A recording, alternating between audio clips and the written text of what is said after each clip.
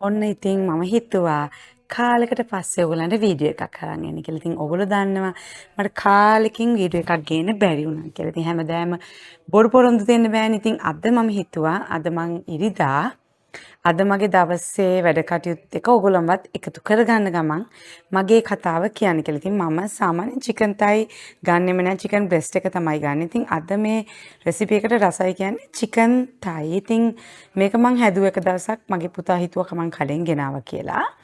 ඉතින් ඒක හදනවා ඒ වගේම මට එළියට යන්න තියෙනවා. ඒ ඔක්කොමත් එක්ක ඕගොල්ලන්ව එකතු කරගන්නවා කියලා හිතුවා. ඉතින් welcome back to my channel. කාලයකට පස්සේ ඉතින් කට්ටියට උදේට කෑම දීලා බටර් එකත් මෙතන තියෙනවා. ඒ වගේම කට රොළුද මන්ද හරියට මේකට කියන්නේ මල් වගේකුත් කඩාගත්තා.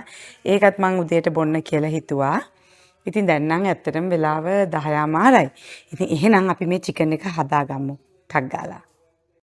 දැන් මම මේකට දැම්මා මිරිස් කුඩු අපේ බැදපු 3-5 කහ ටිකක් දැම්මා ඒ වගේම සුදු ලුණු garlic powder onion powder එතකොට cardamom and කරදමුගු කරාබ් නැටි දෙකෙන්ම කුඩු දැම්මා ඊට පස්සේ ගම්බිරිස් කුඩු ලුණු කුඩු දැම්මා ඊට පස්සේ මම මේක ඉතින් මම ඇත්තටම රෙසිපි එකක් දැක්කේ මේ Instagram එකේදී ඒ වුණාට ඉතින් මම මට ඕන විදිහට මේක හදන්නේ මම මේකට සොයි සෝස් ටිකකුත් දාගෙන මේක පොඩක් මෙරිනේට් කරලා තියන්න තමයි හදන්නේ. එතකොට මේකට මේ අනියන් ගාලික් ඉඟුරු ඒව ඔක්කොම මම වෙනම බ්ලෙන්ඩ් කරලා ගන්නවා. ඉතින් දැනට මම මේ ටික මික්ස් කරලා තියෙනවා. මම ඔයගලන්ට තව දෙයක් පෙන්නන්න මගේ හස්බන්ඩ් මට මේ ප්ලාන්ට් එක ගෙනල්ලා දුන්නා. ඉතින් I'm very obsessed with this plant. ඉතින් මේක නිකන් බබෙක්ව බලා ගන්නවා වගේ තමයි බලා ගන්න ඕන.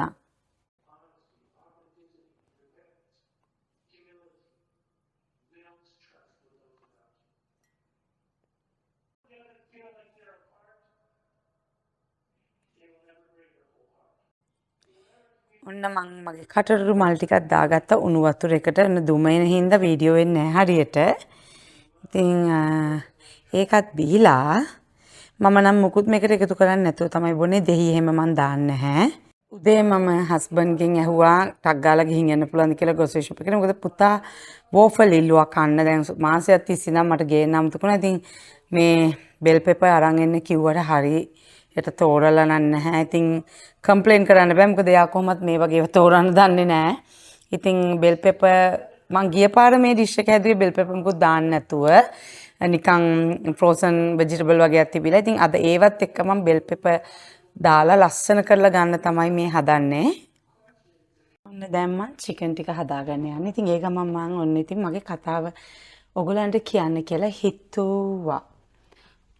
මගේ තෙල් එක ගන්න. ඉතින් අගෝස්තු මාසේ මගේ අම්මා ලංකාවේ ඉන්නේ. ඉතින් අම්මා සනීප මදි නිසා මම ලංකාවට යන්න ටිකට් එක බුක් කරා. හරියටම ටිකට් එක බුක් කරලා ඉතින් මට මෙහෙත් තිබ්බා ගොඩාක් දේවල් බලලා යන්න. ඉතින් කොහොම හරි මම දැන් ටිකට් එක බුක් කරලා ඉන්නකොට මගේ අම්මා නැති වුණා. ඉතින් ඊට පස්සේ මම ටිකට් එක කලින් දාගන්න හැදුවාම ඒගොල්ලෝ මගෙන් ගොඩාක් charge කරනවා. ඉතින් ඒ නිසා මම අන්තිමටම දාගත්ත දිනේටම ගියා. ඉතින් සැප්තැම්බර් මාසේ 6 වෙනිදා උදේ පාන්දර තමයි මම ලංකාවට ගියේ පාන්දර. ඉතින් එදාටම තමයි මම අම්මගේ funeral arrangement තිබ්බේ. ඉතින් එතකම් මගේ අම්මගේ බොඩි එක අපිට මල් ශාලාවේ තියන්න වුණා. ඒ කියන්නේ ශීතකරණය දාලානේ ඒගොල්ලෝ තියන්නේ. ඉතින් මට ඒ වගේ හොඳ තැනක් හම්බුණා. ඉතින් ඒකේ විස්තර ඕන කෙනෙක් ඕනනම් මට මැසේජ් කරන්න මම දෙන්නම්. ඉතින් ඔන්න ඔය විදිහට අම්මාගේ කටයුතු මට ඉතාම ලස්සනට කරගන්න පුළුවන් වුණා. ඉතින් මම ගිහිල්ලා මට පොඩිවත් විවේකයක් තිබ්බේ නැහැ. උදේ පාන්දර ඒගොල්ලෝ අරිනකන් ඉඳලා මම ටක් ගාලා ගිහිල්ලා අම්මගේ ඔහොම ඉන්න චුට්ටක් මම මේකට මේ කරපිංචා ලුණු ඉඟුරු සුදු ලුණු දාලා මික්ස් එකකුත් හදාගත්තා. මේක තමයි දකින්නේ ඔයගොල්ලෝ. ඉතින් ඒක කොහොම එකතු කළා මේකට දැන් දාගන්න ඕනේ තෙලට. ඉතින් මම ඊට පස්සේ කොහොමද ටක් ගාලා එදා ගිහිල්ලා ඒ කියන්නේ මම කැමති කොෆින් එකක් තෝරලා ඒ වැඩ කටයුතු වලට බාර දුන්නා අම්මගේ. ඒ කියන්නේ අම්මාගේ ඇඳුම පවා මම මෙහෙන් තමයි ගෙනිච්චේ. මොකද අම්මා මගෙන් ඉල්ලීමක් කරලා තිබ්බා අම්මා කවදා හරි නැති වෙනකොට අපි ඉතින් ක්‍රිස්තියන්. ඉතින් අම්මා නැති වුනහම අම්මට සුදුවත් කළුවත් අඳින්න එපා. එයාගේ පාට ඇඳුමක් අඳින්න කියලා ඇත්තටම මට ඒ කාලේ ඇඳුමකුත් පෙන්නුවා. ඉතින් අම්මා බවම නව නර්සින් හෝම් එක වගේ තැනක නවත්තලානේ තිබ්බේ අම්මට අසනීපුණේ හින්දා. මං ගිය අවුරුද්දේ හරියටම අම්මාව බලන්න ගියා. ඒ බලන්න ගිහිල්ලා අම්මගේ තත්ත්වය දැනගත්තාම අම්මව හෝම් එකකට දාන්න බැලුවා. ඊට පස්සේ ඒක හරිය ගියේ නැතුව අන්තිම මොහොතේ අපිට මේ තැන හම්බුණා. ඊට පස්සේ එතන තමයි අම්මා හිටියේ. අම්මා අවුරුද්දකට වඩා කාලයක් එතන හිටියා. මේකේ මිරිස් පාට ටිකක් අඩුයි වගේ. ඉතින් අපි තා චුට්ටක් මිරිස් දාගමු. පප්‍රිකා. ඉතින් කොහොම මං කොතනද නැවැත්තුවේ. ඉතින් අම්මගේ ඊට පස්සේ වැඩ කටයුතු ටික ලස්සනට කරා. කොහොම හරි මං කාටවත් කියලා තිබ්බෙත් නෑ. උනාට මගේ දන්න යාළුවෝ කීප දෙනෙක් ආවා. ඉතින් හොඳටම කෙරුණා. ඉතින් ඒ කටයුතු කරලා මම දවස් 7ක් වගේ තමයි හිටියේ ලංකාවේ. දවස් 7යි හිටියේ. ඉතින් ඇත්තටම කියනවා නම් 7 night 8 days තමයි හිටියේ. ඒ වැඩ කටයුතු කරා. ඉතින් අම්මව මම දැන් නර්සින් හෝම් එක වගේ නවත්තලානේ තිබ්බේ. ඒ නර්සින් හෝම් එක මේ මම මිරිස් කුඩු ගෙනාව මගේ ඉවර වෙලා තිබ්බේ. ඉතින් ඒ නර්සින් හෝම් එක වගේ නවත්තලානේ අම්මව තිබ්බේ දැන් අවුරුදු එකමාරක් තිස්සේ. ඉතින් කොහොම හරි දැන් ගිය අවුරුද්දේ අම්මා මම බලලා ඇවිල්ලා ඉඳිද්දි තාත්තෙච්චර හොඳ නැති නිසා අපේ අම්මට ඩිමෙන්ෂියා හැදිලා තිබ්බා. ඉතින් ඩිමෙන්ෂියා තාත්තේ එක තනියෙන් මුකුත් ගෙදර තියන්න බෑ. ඉතින් මම අම්මට ගේකුත් හැදුවා. අන්තිමට ගෙදරත් වහලා දාලා තමයි තියෙන්නේ. ඉතින් ඒ වගේ ගොඩාක් ප්‍රශ්න තුලින් ගියා. එතකොට මම ග්‍රැජුවේට් වුණා. ග්‍රැජුවේට් වෙලා ඒ වැඩ කටයුතු තිබ්බා. ඉතින් ගොඩ කාර්යබහුල තත්ත්වයක තමයි හිටියේ. ඉතින් ඒ අතරේදී මම පොඩි පොඩි ෂෝට් අරන් මනම් දැම්මා වුණාට ගොඩක් වීඩියෝ තිබ්බා. අපි වැකේෂන් එකක් ගිහින් තිබ්බා. ඒකේ දාන්න බැරි වුණා. ඉතින් මම ඒ ඔක්කොම ඔයගලන්ට අරන් එන්නම්. shopping video එකක් තියෙනවා වීඩියෝ කරලා ඇත්තටම මාස 8කට විතර කලින් වගේ වීඩියෝ කරපු එකක්. ඒවා ටිකත් මම දාන්නම් ටික ටික. ඉතින් එතකොට දැන් මම මෙහෙ ලයිසන් රියල්ටර් කෙනෙක්. ඒ කියන්නේ මම මෙහෙ ගෙවල් විකුණනවා. ඒ කියන්නේ උදව් කරනවා කට්ටියට ගෙවල් ගන්න, ගෙවල් විකුණන්න අන්න ඒ වගේ දේවල් වලට. ඉතින් ඒ කටයුතුයි ඒ වර්ක් ස්ටඩීස් ඔක්කොමත් එක්ක ගොඩක්ම කාර්යබහුල වෙලා තමයි මම හිටියේ. ඉතින් දැන් මේක අපි oven එකට දාගන්න ඕනේ. ඉන්න මම oven එක on කරලා එන්නම්. මම හිතුවා oven එක අපි දාගමු කියලා 400ට විතර 400ට දාලා මේකට අපි දාමු. බේස් එකක් ගන්නවා. මම හිතන්නේ පොඩි ට්‍රේ එක මදි වගේ. ඉතින් ඕවා තමයි මගේ විවේකයක් තිබ්බේ නැහැ. මයින්ඩ් එක හොඳට තිබ්බෙත් නැහැ වීඩියෝ එහෙම කරන්න. දැන් මම මේ චිකන් ටික දාගන්නවා මේ පැටියට දාලා මේක බේක් කරගන්න යන්නේ. මේක මේ රෙසිපි කියනම් මෙහෙම නෙමෙයි තිබ්බේ. ඒගොල්ලෝ බේක් කරලාමයි හදලා තිබ්බේ. ඉතින් මම ආසයි චුට්ටක් මේක වෙනස් විදිහකට කරන්න.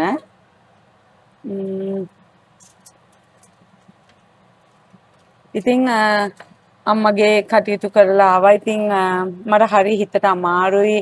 මට අම්මව ජීවත් වෙලා ඉඳිද්දි අන්තිම මොහොතේ මට බලන්න උනාවක් තිබ්බා. ඉතින් ඇත්තම කියනවා නම් මගේ අම්මව මම තමයි හිර කරගෙන තියන් ඉඳලා තියෙන්නේ. යාගේ හුස්ම ටික. මොකද මම හැමදාම හිතුවා අනේ අම්මා මට එන්න ඕනේ බලන්න කියලා. ඉතින් මගේ හිතට තියෙන මේවකට තමයි අම්මා එච්චර දවසක් හිටියේ. නැත්තම් මම හරියට මමව නිදහස් කරලා අපේ අම්මා හිටියේ නෑ. ඇත්තටම පැය 8ක්වත් අම්මා නැති වුණා.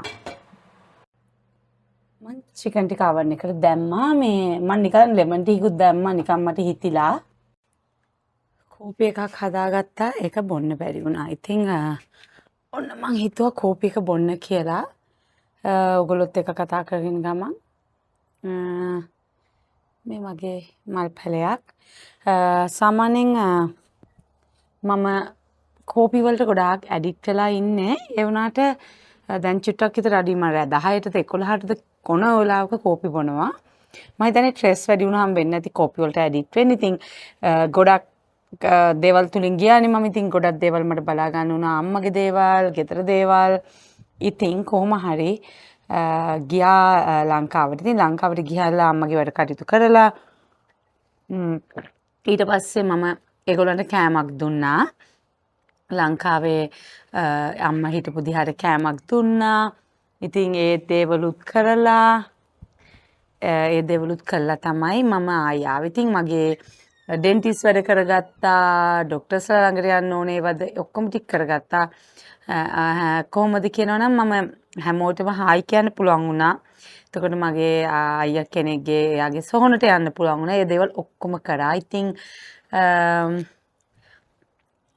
ඒ වැඩ කටයුතු කරා. එතකොට මගේ ගෙදර අම්මට මං අරන් දුන්න ගෙදර බලලා ඒ වැඩ කටයුතුත් කරලා ඒක විකුණන්න ලැහැස්ති කරන වැඩ කටයුතුත් කරගන්න ගොඩක් දුරට පුළුවන් වුණා. ඉතින් ඒ දවස් ගානෙම මම නිදාගෙන හිටියේ නෑනේ. දවස් 5ක් 6ක්ම නිදාගත්තේ නෑ. ඊට පස්සේ ඇමරිකාවට ඇවිල්ලා සති 2ක් විතර ගියා මට back to normal වෙන්න. ඊට පස්සේ ඉතින් මගේ රියල් එස්ටේට් වැඩයි ඒව ඔක්කොම කරා. ඉතින් මම මෙහෙ රියල්ට කෙනෙක්. ගොඩක් අයට උදව් කරනවා ගෙවල් ගන්න, ගෙවල් විකුණන්න, ගෙවල් රෙන්ට් එකට ගන්න, අපාර්ට්මන්ට් හොයන හැයට ඒ හැමෝටම මට පුළුවන් විදිහට මම උදව් කරනවා. මගේ ගෙදර ඉස්සරහා ඉතින් මේක මැරිලා දැන්. ඇත්තටම සතියක්වත් තිබුණේ නැහැ. ඒක ඉතින් හරි අපරාධේ. ඉතින් දුක හිතුණා මට. ඉතින් මාරු කරන්නත් බැරි. දැන් අරන් ඇවිල්ලා සති 2ක් විතර වෙනවා. සාමාන්‍යයෙන් මේ වගේ ක්‍රිසන්තමම් ගහක් තියෙනවා මාසිකට වඩා. ඉතින් මේක සතියක්වත් තිබුණේ නැහැ මැරුණා. දැන් මං හදන්නේ රයිස් එක හදාගන්න. දැන් මේ තෙල් ටික රත් වෙනවා. ඊට පස්සේ අපි ගම්මු ලුණු ටික.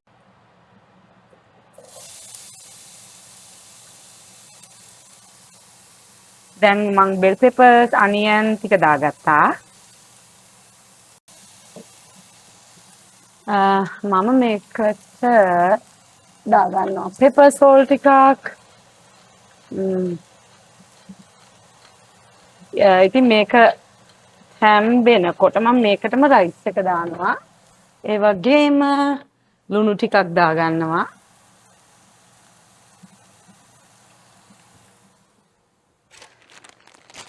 මගේ මෙන්න මේවා ටික නම් මේ හොඳටම අයිස් මට කලින් ගන්න අමතකුණා එළියට. මේවට කෝන් කියන්නේ. කෝන් ටිකක් දාගන්නවා මම. එදා නම් මට මුකුත් තිබ්බේ නැතිද මං කෝනුයි ග්‍රීන් පීසුයි විතරමයි දාගත්තේ. ඉතින් අද නම් මට බෙල් පෙපර්ස් තියෙනවා. ඉතින් මේකේ කූල් ගිහිල්ලා නැහැ. අපි තව ටිකක් ඇඩ්සල් ගමු. උයන ගමන් මොකද ඒකේ කූල් යන්න ඕනේ. ඉතින් මං ප්ලෑන් කරලා මට කරන වැඩ කරන්න ටිකක් අමාරුයි. ඉතින් මං ටක් ගාලා මේ උයන ගමන් හිතුනේ අද ඕගලන්ට ගන්න කියලා. ලස්සනට තියෙනවා මේක ලස්සන කලර්ස්. ඉතින් මේකට මම මේ තියෙන ඉස්සෙල්ලා මම මස් එක හදාගෙන ඒ ඉතුරු ටිකක් බොර ගතිය ඒක මම මේකට දාගන්නවා. ඊට ඉස්සෙල්ලා උකට අපි සුප් කැටයක් දාගන්න ඕන. සුප් පවුඩරුත් ඉවරයි මගේ. මං හාල් ටික දාගත්තා. ඊට පස්සේ ඔන්න චිකන් පවුඩර් ටිකක් දාගත්තා. චිකන් පවුඩර් ටිකක් දාලා දැන් ඉතින් අපි වතුර දාමු පදමට.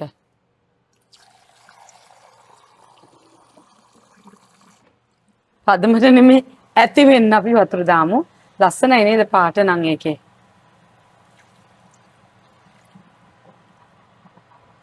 දැන් මේක ලස්සනට එයි. එතකොට මම මේ චිකන් බොර ටිකක් මේකට දාගන්නවා. රසට මේව වෙන්න හොඳට. අපි ඒකත් චුට්ටක් වොෂ් කරලා දාගමු.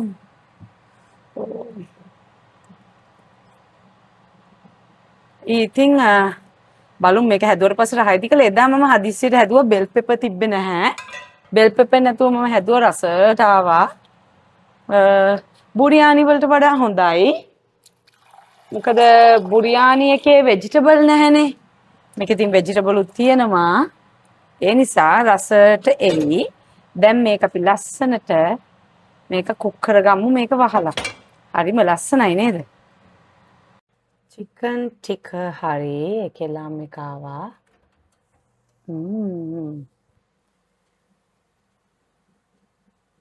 මේ තියෙන චිකන් ටික රෙඩි.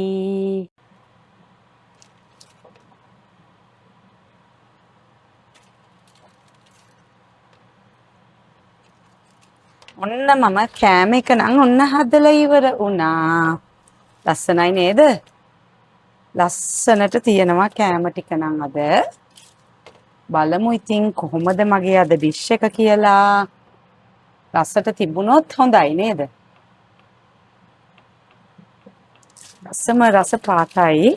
මේ ග්‍රේවි ටිකත් මම අහක දාන්නේ නැහැ. මේ ටිකත් හොඳට හූරලා මේකට දාගන්න තමයි යන්නේ මම.